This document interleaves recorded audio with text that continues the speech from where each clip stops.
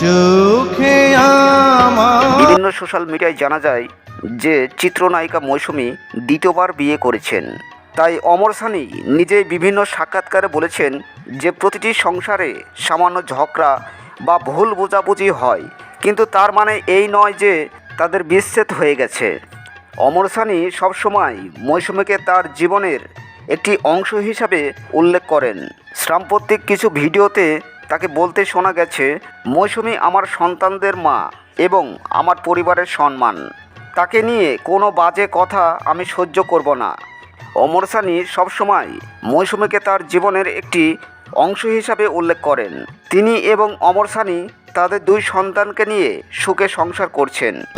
আমার গানে অমর সানি ও মৌসুমী এখনও ঢালিউডের সেরা জুটি হিসাবে একসাথে আছেন। তাদের বিচ্ছেদ বা নতুন বিয়ের খবরগুলো গুজব এবং ভিত্তিহীন। তবে জনপ্রিয় নায়িকা মৌসুমী বর্তমানে দীর্ঘ সময় ধরে যুক্তরাষ্ট্রে অবস্থান করেছেন, কারণ মৌসুমীর মা এবং বোন দীর্ঘদিন ধরে যুক্তরাষ্ট্রে স্থায়ীভাবে বসবাস করছেন। তাই মূল পরিবারের সদস্যদের সাথে সময় কাটাতেই তিনি সেখানে গেছেন। বাংলাদেশের চলচ্চিত্র অভিনয় থেকে তিনি বর্তমানে কিছুটা বিরতিতে আছেন। যুক্তরাষ্ট্রে তিনি একান্তই নিজের মতো করে ব্যক্তিগত ও পারিবারিক সময় কাটাচ্ছেন।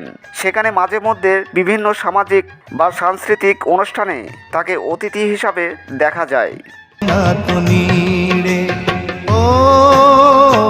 অমর সানি নিজেই বিভিন্ন সাক্ষাৎকারে বলেছেন যে প্রতিটি সংসারে সামান্য ঝগড়া বা ভুল বোঝাবুঝি হয়, কিন্তু তার মানে এই নয় যে তাদের বিচ্ছেদ হয়ে গেছে। অমর সানি সবসময় মৌসুমীকে তার জীবনের একটি অংশ হিসাবে উল্লেখ করেন।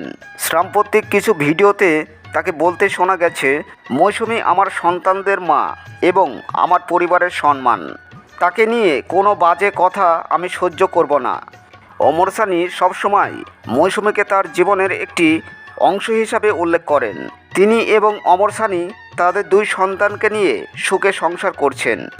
আমার গানে অমর সানি ও মৌসুমী এখনও ঢালিউডের সেরা জুটি হিসাবে একসাথে আছেন। তাদের বিচ্ছেদ বা নতুন বিয়ের খবরগুলো গুজব এবং ভিত্তিহীন।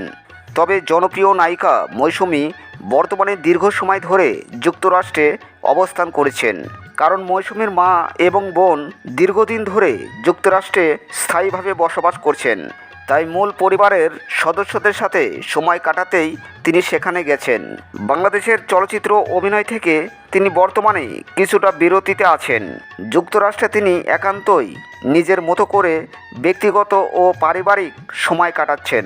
সেখানে মাঝে মধ্যে বিভিন্ন সামাজিক বা সাংস্কৃতিক অনুষ্ঠানে তাকে অতিথি হিসাবে দেখা যায়।